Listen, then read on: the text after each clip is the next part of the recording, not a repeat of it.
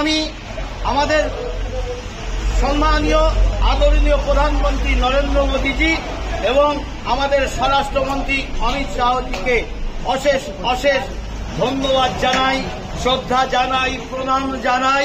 কারণ তাদের নেতৃত্বে যে সমস্ত বাঙালি উদ্বাস্তু যারা ধর্মীয়ভাবে অত্যাচারিত হয়ে এদেশে অধিকার পাচ্ছিল না, বিভিন্ন দলের কৃতদাসে পরিণত হয়েছিল, থানার পুলিশের অত্যাচারিত হতে হয়েছিল, ছেলে মেয়ে চাকরি পেলে ডিআইবি ইন্সপেকশনে 71-এর ভিত্তি বছর দেখাতে হতো, তাদের কাস্ট সার্টিফিকেট আদায় করতে গেলে ওই 71-এর আগে দলিল চাইতো, অর্থাৎ তারা নাগরিক নয়। আর মমতা ব্যানার্জি বিভ্রান্ত করছিল যে আমরা সকলেই নাগরিক, সকলেই ভোটার, সকলেই।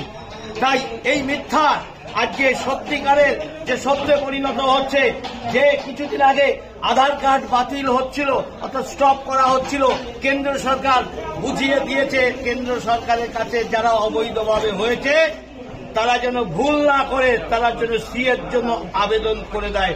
সমস্ত তথ্য সরকারের কাছে আছে, তাই তারা যেন ভুল না করে সকলেই অনলাইনে যাতে নিঃশর্ত নাগরিকত্ব দাবি করে। একটি কথা যে আমি ধর্মীয়ভাবে অত্যাচারিত পাকিস্তান, হিন্দু পাকিস্তান বা আফগানিস্তান বা বাংলাদেশের আমি উদ্বাস্তু নাগরিক, এই দেশে আমি থাকতে চাই, এই দেশের নাগরিকত্ব চাই। অনলাইনে আবেদন করলে সেই আবেদন গ্রাহ্য হবে। তাই এটা আমাদের কাছে অত্যাচারের শেষ দিন, অর্থাৎ উদ্বাস্তু সমাজ তার অত্যাচারের হাত থেকে মুক্তি পাচ্ছে। গর্বের সঙ্গে তারা ভারতবর্ষের নাগরিকত্বের অধিকার পেল। এর চেয়ে আনন্দের কিছু হয় না, টাকা পয়সা দিয়ে কিছু হয় না, জিনিস দিয়ে হয় না, এটা হচ্ছে অধিকারের বিষয়।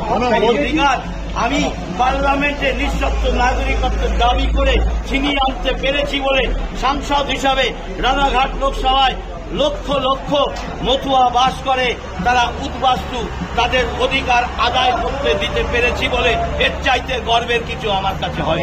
মুখ্যমন্ত্রী বলছেন যে